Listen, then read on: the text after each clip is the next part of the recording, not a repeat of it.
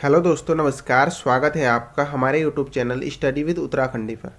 दोस्तों, आज की इस वीडियो में हम उत्तराखंडी के कुछ सेलेक्टेड एमसीक्यू डिस्कस करने वाले हैं जो आपके आने वाले एग्जाम के लिए बहुत ज़्यादा इंपॉर्टेंट होने वाले हैं। तो दोस्तों, वीडियो में अंत तक बने रहना और वीडियो को लाइक और चैनल को सब्सक्राइब जरूर करना। और दोस्तों, अगर आप हमारे टेलीग्राम ग्रुप से जुड़ना चाहते हो तो टेलीग्राम ग्रुप का लिंक मैंने वीडियो के डिस्क्रिप्शन में दिया है, वहाँ से आप हमारे टेलीग्राम ग्रुप को ज्वाइन कर सकते हो। तो चलो दोस्तों, बिना किसी देरी किए वीडियो की शुरुआत करते हैं। हमारा आज का पहला क्वेश्चन है, कुमाऊं में वन विभाग की स्थापना कब हुई? तो दोस्तों, कुमाऊं में वन विभाग की स्थापना हुई थी 1868 में। इस क्वेश्चन का राइट आंसर हो जाएगा हमारा ऑप्शन ए। और दोस्तों, जब कुमाऊं में 1868 में वन विभाग की स्थापना हुई थी, उसके ठीक एक साल बाद 1869 में वन विभाग की स्थापना हुई थी गढ़वाल में। ये भी आपको याद रखना है। और 1885 में वन विभाग की स्थापना हुई थी टिहरी में। ये तीनों फैक्ट दोस्तों आपको बिल्कुल याद रखने हैं। कुमाऊं में कब हुई थी? 1868 में। गढ़वाल में कब हुई? 1869 में। और टिहरी में कब हुई? 1885 में। बढ़ते हैं अगले क्वेश्चन की तरफ। अगला क्वेश्चन है हमारा, स्वर्गभूमि प्रेस से किस समाचार पत्र का प्रकाशन हुआ? तो दोस्तों, स्वर्गभूमि प्रेस से उत्तर भारत नामक समाचार पत्र का प्रकाशन हुआ था। इस क्वेश्चन का राइट आंसर हो जाएगा हमारा ऑप्शन ए। और दोस्तों, उत्तर भारत जो समाचार पत्र था, इसका प्रकाशन हुआ था पौड़ी गढ़वाल से 1936 में। ये भी आपको बिल्कुल याद रखना है। और उत्तर भारत जो नामक समाचार पत्र था, इसके संपादक थे महेशानंद थपलियाल। ये भी आपको बिल्कुल याद रखना है। उत्तर भारत समाचार पत्र का प्रकाशन पौड़ी से हुआ, 1936 में हुआ। और इसके संपादक कौन थे? महेशानंद थपलियाल।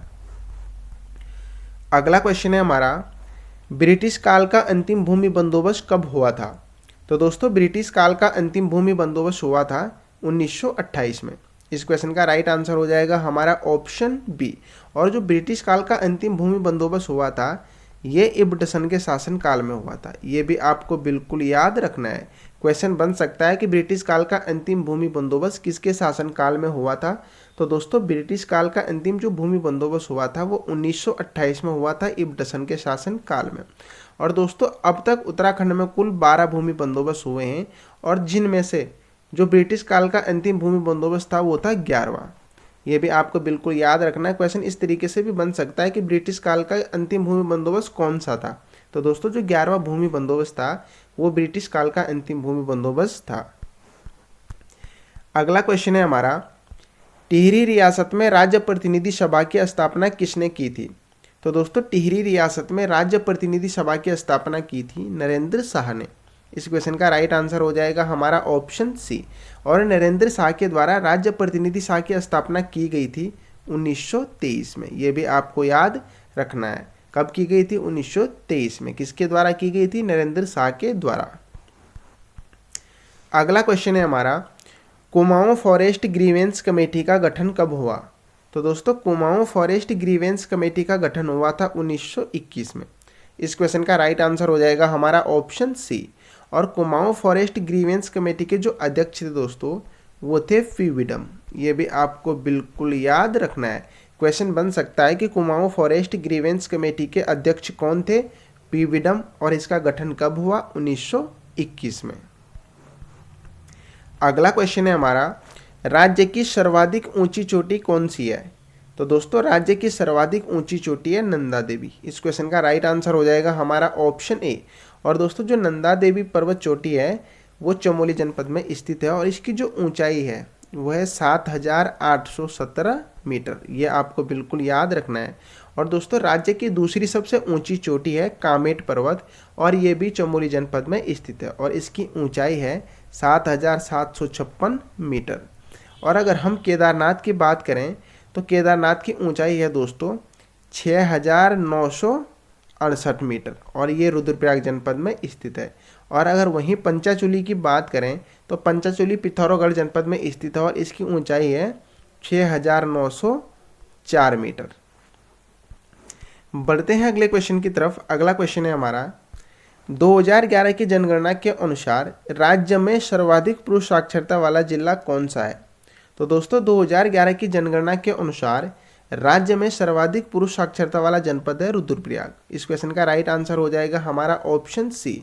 और 2011 की जनगणना के अनुसार रुद्रप्रयाग जनपद की जो पुरुष साक्षरता थी वो थी 93.90%। ये आपको बिल्कुल याद रखना है। और 2011 की जनगणना के अनुसार सबसे कम पुरुष साक्षरता वाला जनपद था हरिद्वार, और यहाँ की जो पुरुष साक्षरता थी वो थी 81.04%। ये भी आपको बिल्कुल याद रखना है। और 2011 की जनगणना के अनुसार उत्तराखंड की कुल पुरुष साक्षरता थी 87.40%, और महिला साक्षरता थी 2011 के जनगणना के अनुसार उत्तराखंड की कुल महिला साक्षरता थी 70%। बढ़ते हैं अगले क्वेश्चन की तरफ। अगला क्वेश्चन है हमारा, राज्य की सर्वाधिक लंबाई वाली नदी कौन सी है? तो दोस्तों राज्य की सर्वाधिक लंबाई वाली नदी है काली नदी। इस क्वेश्चन का राइट आंसर हो जाएगा हमारा ऑप्शन ए। और दोस्तों काली नदी की जो लंबाई है वो है 252 किलोमीटर। ये भी आपको बिल्कुल याद रखना है, काली नदी की लंबाई कितनी है? 252 किलोमीटर। और राज्य की दूसरी सबसे लंबी नदी है भागीरथी, और इसकी लंबाई है 205 किलोमीटर। और वहीं अगर हम अलकनंदा नदी की बात करें तो अलकनंदा नदी की लंबाई है 195 किलोमीटर, और कोसी नदी की लंबाई है 168 किलोमीटर। तो ये सारी नदियां और इनकी लंबाई आपको बिल्कुल क्रम वाइज याद रखनी है। क्या पता कोई सी भी पूछी जा सकती है, क्योंकि अभी हाल ही में पटवारी लेखपाल को जो पेपर लीक हुआ है उसमें ये क्वेश्चन पूछा गया था कि काली नदी, राज्य की सर्वाधिक लंबाई वाली नदी कौन सी है? तो काली नदी। बढ़ते हैं अगले क्वेश्चन की तरफ। अगला क्वेश्चन है हमारा, राज्य में सर्वाधिक रेल ट्रैक वाला जिला कौन सा है? तो दोस्तों राज्य में सर्वाधिक रेल ट्रैक वाला जिला है हरिद्वार। इस क्वेश्चन का राइट आंसर हो जाएगा हमारा ऑप्शन सी। और दोस्तों हरिद्वार को दोस्तों देहरादून से जोड़ा गया था रेल ट्रैक के माध्यम से 1900 में। ये भी आपको बिल्कुल याद रखना है। क्वेश्चन बन सकता है कि हरिद्वार को देहरादून से कब जोड़ा गया था? तो 1900 में जोड़ा गया था। अगला क्वेश्चन है हमारा, प्रसिद्ध पुस्तक मसूरी मेडले के लेखक हैं। तो दोस्तों जो प्रसिद्ध पुस्तक है मसूरी मेडले, उसके लेखक हैं प्रोफेसर गणेश सैली। इस क्वेश्चन का राइट आंसर हो जाएगा हमारा ऑप्शन बी। अगर वहीं हम जोत सिंह नेगी की बात करें दोस्तों, इनकी पुस्तक है हिमालयन ट्रेवल्स। ये भी आपको बिल्कुल याद रखना है। और राहुल सांस्कृत्यायन की पुस्तक है दोस्तों हिमालय का परिचय। और H.G. वॉल्टन की पुस्तक है ब्रिटिश गढ़वाल गजेटियर। तो ये सारी पुस्तकें और इनके राइटर कौन है, ये बिल्कुल आपको सारे याद रखने हैं। अगला क्वेश्चन है हमारा, भारतीय वन अनुसंधान की स्थापना कब हुई? तो दोस्तों भारतीय वन अनुसंधान की स्थापना हुई थी 1906 में। और 1906 में भारतीय वन अनुसंधान की स्थापना हुई थी देहरादून में। ये भी आपको बिल्कुल याद रखना है। अगला क्वेश्चन है हमारा, उत्तराखंड लोक सेवा आयोग के प्रथम अध्यक्ष कौन थे? तो दोस्तों उत्तराखंड लोक सेवा आयोग के प्रथम अध्यक्ष थे NP नवानी। इस क्वेश्चन का राइट आंसर हो जाएगा हमारा ऑप्शन बी। अगला क्वेश्चन है हमारा, एक नाली जमीन होती है। तो दोस्तों जो एक नाली जमीन होती है वो 200 वर्ग मीटर के बराबर होती है। इस क्वेश्चन का राइट आंसर हो जाएगा हमारा ऑप्शन सी। अगला क्वेश्चन है हमारा, मधुमिता बिष्ट का संबंध किस खेल से है?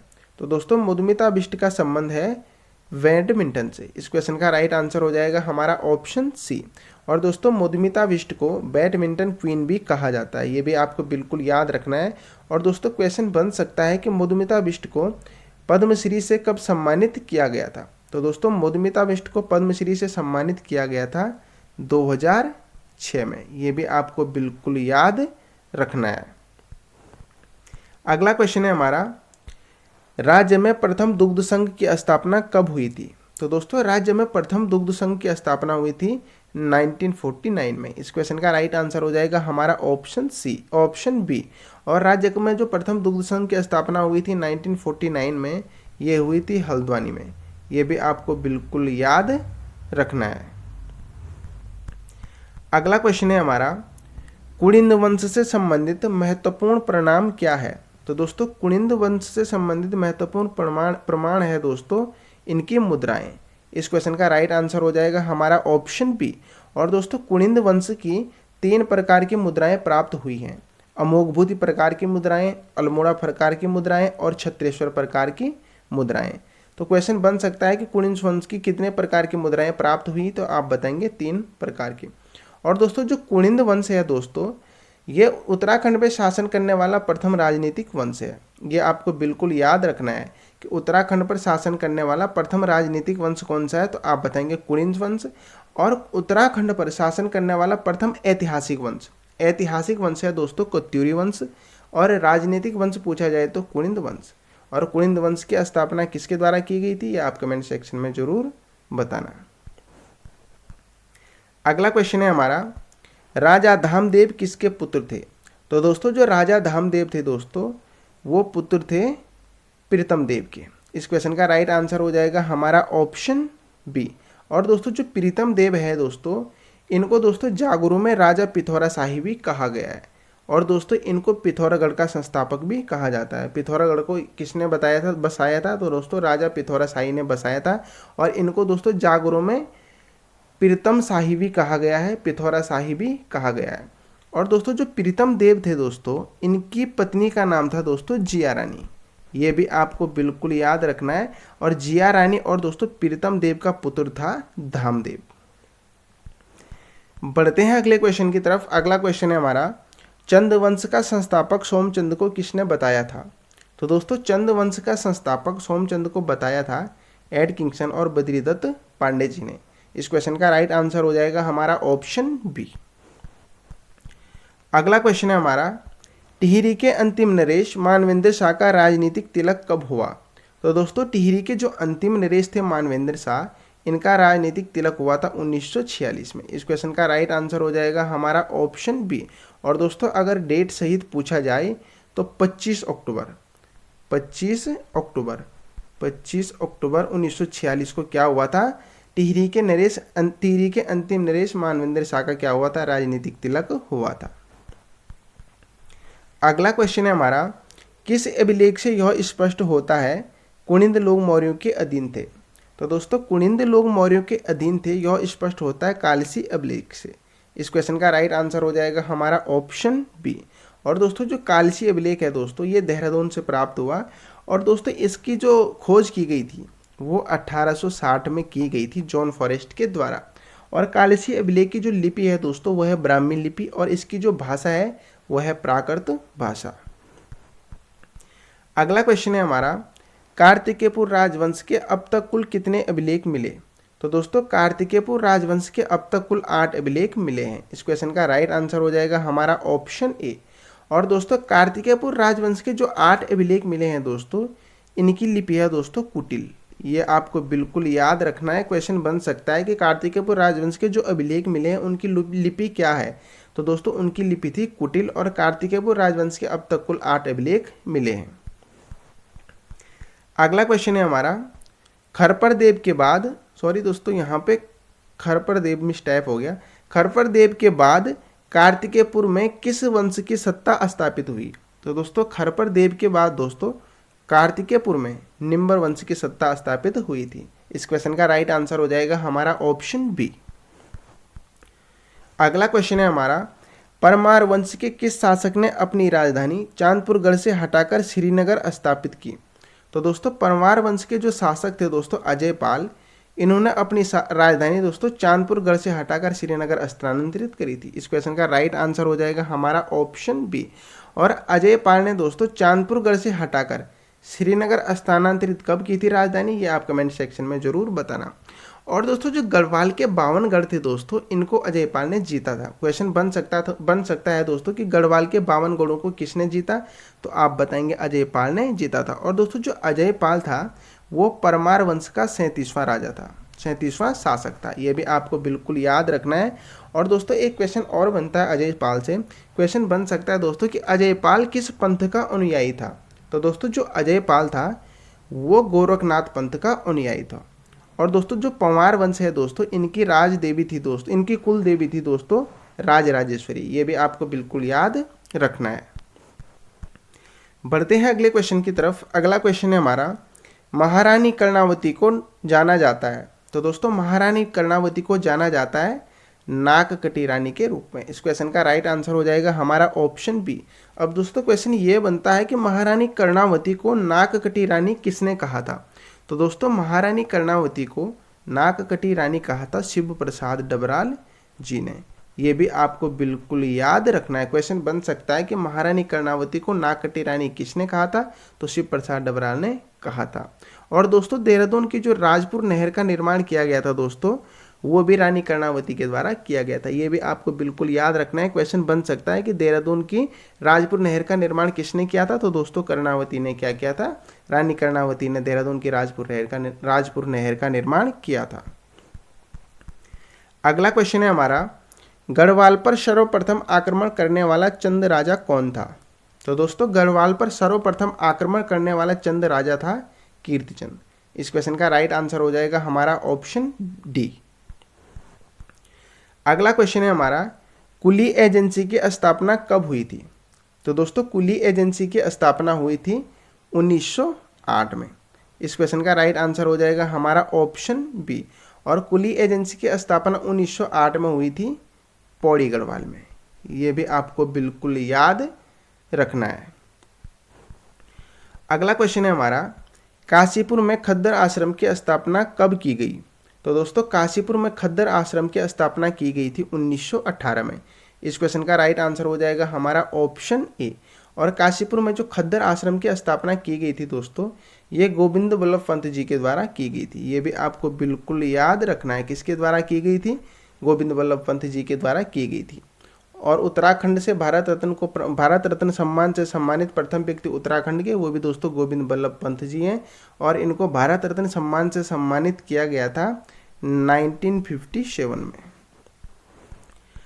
अगला क्वेश्चन है हमारा, कुमाऊं परिषद के तृतीय अधिवेशन की अध्यक्षता किसने की।